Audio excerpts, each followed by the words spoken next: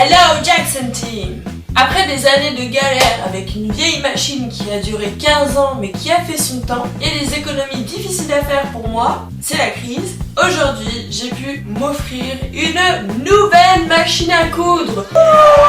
Alléluia! Je suis super contente et ultra excitée. J'ai qu'une envie, c'est de l'ouvrir.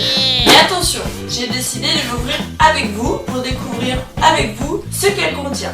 J'ai choisi une Pfaff. Pfaff, c'est pas facile à prononcer, mais c'est fiable. Alors déjà, j'ai choisi celle-ci puisque la Hobby 1132 de chez Pfaff, elle est en déstockage. Tout simplement parce que malheureusement, ils vont arrêter le modèle. C'est dommage parce que j'ai vu les modèles qui vont la remplacer. Sincèrement, je trouve que c'est décevant parce qu'ils ont fait une espèce d'entrée de gamme, pas de gamme, qui est pas du tout performante. Là, ils sont en train de sortir deux modèles de machines pour en remplacer une, mais c'est deux modèles qui sont bien en dessous des caractéristiques de celle-ci. Celle-ci, au niveau puissance et au niveau durée dans le temps et fonctionnalité, elle est bien plus complète, bien placée au niveau de sa catégorie, au niveau rapport qualité-prix par rapport aux deux qui vont arriver. Celle-ci est très bien, donc moi je vous conseille de la prendre et si vous êtes intéressé, prenez-la rapidement puisque là elle est en promotion. Moi je l'ai eu à 299 € au lieu de 399. C'est quand même une belle affaire pour une bonne machine, ça vaut le coup de s'y intéresser. Alors c'est parti, on ouvre.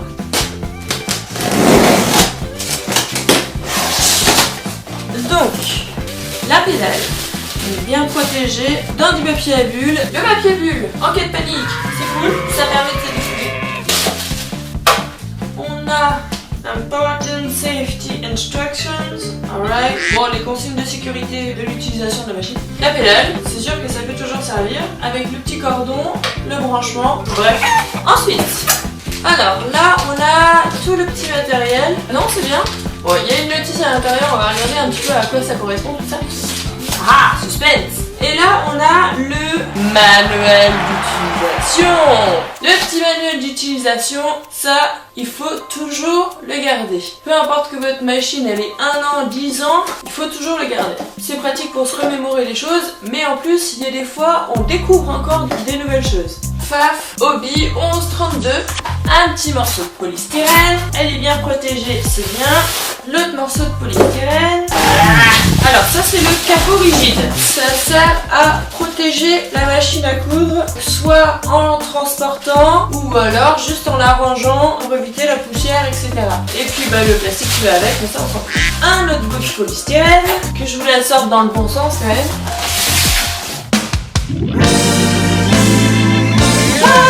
Alléluia! Voilà, la belle Pfaff Hobby 1132.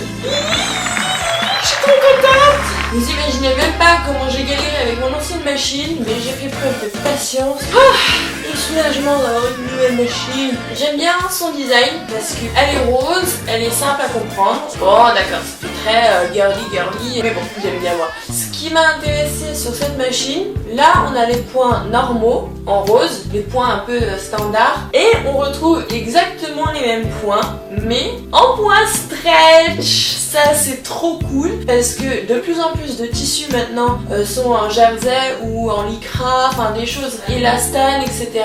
D'avoir des points stretch, ça va me changer la vie. Dès qu'on veut faire des vêtements fantaisie un peu moulants ou des choses comme ça, le point stretch c'est super. Là du coup on retrouve ici le placement de la canette, l'emplacement de la bobine. Alors moi du coup j'avais une machine qui s'enfilait à la verticale. Bon là c'est horizontal, ça change pas grand chose au niveau de l'enfilage. Ça va bien se passer. Ensuite aussi une nouveauté, c'est que mon ancienne machine je l'enfilais en dessous et celle-ci on enfile la canette juste au-dessus. Marche avant, marche arrière, on-off, mise sous tension, pas mise sous tension. Et puis alors, la révolution sur cette machine aussi par rapport à la mienne, si vous avez l'occasion de vous en trouver une comme ça, tada! Alors, vu d'ici, ça n'a pas l'air extraordinaire. Pourquoi est-ce que cette petite molette va me changer la vie? Ça sert à régler la pression du pied presseur. C'est-à-dire que si j'ai plus d'épaisseur, genre un jean ou plusieurs superpositions de matière à coudre, je tourne et puis on a le pied presseur qui va se lever un tout petit peu pour laisser de la place et qui va avoir un petit peu plus de puissance. Au contraire, si j'ai une matière très fine, genre de la dentelle ou du tulle ou des choses comme ça, je tourne dans l'autre sens et mon pied presseur va bien serrer. Ça évite pour les matières les plus épaisses de galérer à la faire passer sous le pied presseur.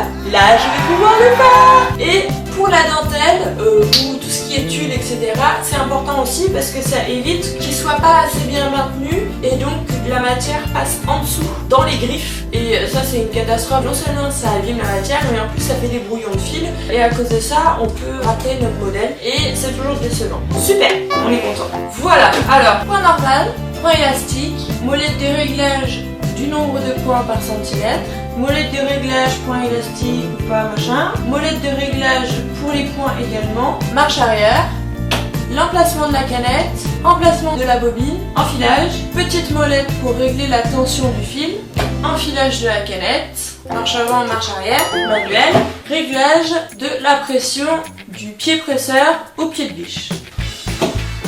D'autres qualités. Quand même, les machines allemandes, y a pas à dire. Bref. Alors, ce qu'on avait aussi, c'était ce petit sachet plein de trésors. Qu'est-ce que c'est? Je vais l'ouvrir avec vous. Alors, là, on a le petit pinceau du coup pour faire l'entretien de la machine. Donc, enlever la poussière, les petits fils et tout ça. Ça, c'est le mini découvite. J'aime pas ça. Le tournevis, toujours pratique. Dans toutes les machines, dans tous les cas, vous allez avoir un petit tournevis qui va avec. Au cas où, ça peut toujours dépanner. Ensuite, on a quoi? J'en montre 3 petites canettes. Standard, a priori. Je vais vérifier ça. On va pas bien loin si on n'en a pas. Ensuite, un pied presseur. Il est en plastique et métal. Je vais les déballer et on va regarder sur la notice. Pied presseur, celui-là, je sais, c'est pour les fermetures glissières. Non, reste avec moi, petit pied presseur. On va faire plein de coutures ensemble. Voilà. Alors, celui-là, pied presseur avec une vis sur le côté. Alors là, c'est mystère et boule de gomme. Je ne sais pas à quoi ça sert. Je suis sincère avec vous. Je sais pas. Ensuite, assortiment d'aiguilles. Cool. De 75 à 90 et j'en ai une 75 stretch. Je vais faire du stretch avec ma machine. C'est cool. Ensuite, on a une panoplie de petits bitonio. À quoi ça sert? Petite devinette, on va essayer de voir. Non, alors, on va faire fonctionner son cerveau. Ça ressemble à ce qu'il y a là. On a le grand, le petit. Ceci dit, mon hypothèse, le grand reste là-dessus. Le petit, il a la même forme que celui-là. Je pense, on va vérifier sur la notice, que ça peut servir à faire un deuxième support, on va mettre une deuxième bobine. Et si jamais on veut faire une couture à double fil, avec une double aiguille, évidemment, pour mettre donc un autre fil, moi je l'aurais mis là, sur l'emplacement prévu pour la canette. L'emplacement à canette, il ne sert que quand vous en faites une, et sinon, la plupart du temps, ça reste vide. Je suis pas trop sûre de mon coup, mais bon, pourquoi pas. Ce que je vois, c'est que j'ai pas de pied presseur boutonnière. Ça me pose un peu de problème parce que ça peut toujours servir. Bon, le vendeur m'a expliqué que on peut enlever le bras. Voilà, ça c'est pratique par exemple quand on veut passer une manche ou un bas de pantalon. C'est l'avantage des machines familiales qui ne sont pas montées sur table. Quand on a une machine montée sur table, bon ça se fait mais là on a cette facilité là. Et j'ai un compartiment pour mettre mes petits outils. Ah! Mais qu'est-ce que c'est? Mon pied presseur boutonnière! Il suffisait de le demander. Bah voilà, je suis contente. Ah ah, petit pied presseur boutonnière qui était bien caché. J'adore déballer des nouvelles choses parce que du coup, on découvre plein de petits recoins, on apprend des choses. C'est comme quand on rencontre une nouvelle personne, on découvre plein de choses sur lui. Sauf que là, c'est un objet. Bon, le pied presseur boutonnière. Il n'y a pas besoin de me faire un dessin, je sais ce que c'est. Justement, en parlant des pieds presseurs, on va regarder un peu sur la notice ce que ça donne. Notice Pfaff Hobby 1132. Hey hey. Donc le levier, machin truc. Sélecteur de largeur de pointe. 1132 seulement. De toute façon, c'est 1132 que j'ai. Et la petite manivelle qui est en dessous, la deuxième, sélecteur de largeur de pointe. Bon, pour parler en termes un petit peu plus techniques, tout à l'heure je vous ai dit c'est la manivelle, marche arrière, marche avant. En fait, ça s'appelle un volant. Accessoire standard. Bon, j'ai mon petit tableau des légendes pour les pieds presseurs. On a le pied presseur standard qui est déjà sur la machine. Hein? Pied pour boutonnière. franchement, je saurais pas faire une boutonnière avec ça. C'est pas la première fois que je le vois. Ça veut pas dire que je sais comment s'en servir. Voilà, je vais apprendre à m'en servir, et puis voilà. Bref, pied pour fermeture à glissière, celui-ci, c'est ce que je vous disais tout à l'heure. Le pied prêteur mystère. Roulement de tambour, il sert à quoi? Il sert à faire des coutures invisibles. What? Alors ça, c'est pareil, il va falloir que j'apprenne à m'en servir, parce que... là je vois pas. D'ailleurs en plus moi mes coutures invisibles en général je les fais à la main. Comme ça au moins il n'y a pas besoin de tergiverser. Bon là j'ai un pied presseur spécial apparemment. Ok, et bah c'est bien. Alors ensuite porte-bobine supplémentaire. Ah ah. Donc là étrier de bobine. Donc effectivement c'est ce que je disais tout à l'heure. And the winner is... ça, étrier à bobine. Moi je vais décréter que c'est le principal, c'est le plus grand. Étrier à bobine numéro 1 et effectivement étrier à bobine numéro 2, le plus petit et porte-bobine supplémentaire. Donc ça veut dire tac tac, Transformers, tchou. Et voilà. Et là je peux mettre 2 bobines pour mettre une aiguille double fil et comme ça je fais une couture à double aiguille. Donc, après ils nous font toute la petite liste des accessoires que vous pouvez trouver chez le vendeur ou le fournisseur. Petite parenthèse, le manuel d'utilisation il est valable pour 2 machines, la 1132 et la 1122. J'ai vu la 1122 en magasin. Pourquoi j'ai pas pris celle-là? Parce qu'elle est moins complète. Vous avez moins de possibilités au niveau des points et vous avez un petit peu moins de puissance aussi. C'est surtout les histoires de points stretch qui m'intéressaient. Après la 1122, si c'est juste pour votre loisir ou des choses comme ça, c'est très bien. Hein. De toute façon, si vous prenez la marque Pfaff, il n'y a pas de problème. Parce que ça c'est une marque qui est exclusivement, en tout cas à ma connaissance, fabricant de machines à coudre. Vraiment, au niveau mécanique, c'est l'allemand. Vous pouvez totalement faire confiance en cette marque. Et en plus, c'est pas si cher que ça. En plus, j'ai eu une promotion, donc voilà. Celle-ci, je l'ai payée 299 €. Elle est très bien. Et si j'ai changé, j'avais un petit peu caché la marque pour mes autres vidéos. Mon ancienne machine, c'était une Brother.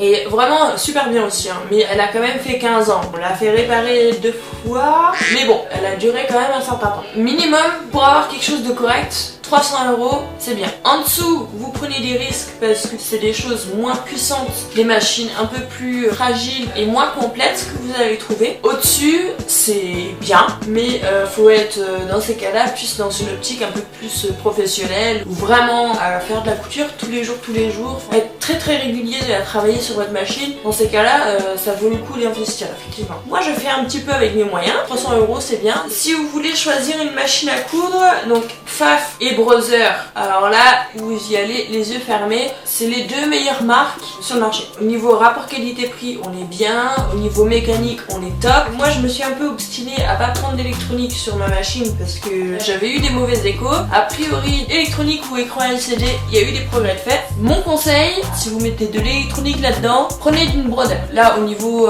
retour sur l'électronique, c'est la seule marque, c'est quasiment 0. Après, Pfaff, c'est la meilleure marque, enfin une des meilleures marques au niveau mécanique.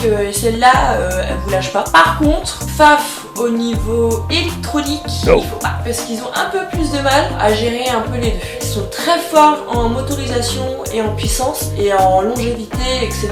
La preuve, s'ils garantissent une machine comme celle-ci 5 ans, c'est que on peut faire confiance. Mais sur l'électronique, ça pêche un peu, ils sont pas au même niveau que les autres, enfin, pas au même niveau que Brother en tout cas. Si vous voulez éviter les pannes aussi, Husqvarna, il faut pas. Le plus de pannes, a priori, c'est sur les Husqvarna. Alors ils sont très bien au niveau des tondeuses à gazon, mais les machines à coudre, c'est une autre histoire, c'est pas le top du top. Déjà en mécanique, c'est pas super, mais alors en électronique, c'est même pas la peine. Que dire de plus, à part que je suis contente, déjà d'une part de l'avoir déballée avec vous, parce qu'elle attend depuis hier soir que je la déballe, et je voulais absolument la déballer avec vous sur cette vidéo. Donc voilà, la découverte de ma nouvelle machine. Mon nouveau compagnon de jeu et de travail et de vidéo. La prochaine fois, ce sera celle-ci que vous verrez et non l'autre. Voilà la présentation, le unboxing de la Pfaff 1132.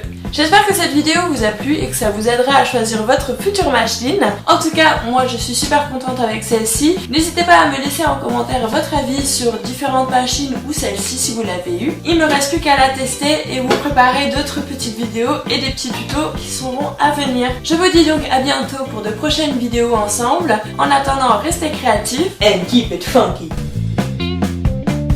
tout cassé.